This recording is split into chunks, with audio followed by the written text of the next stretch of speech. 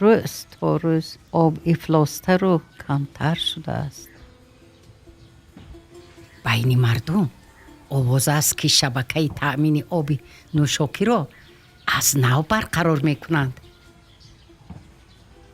بیبی برای ما ساختن شبکه تأمین آب نوشاکی چی لازم؟ چاه آب داریم کو؟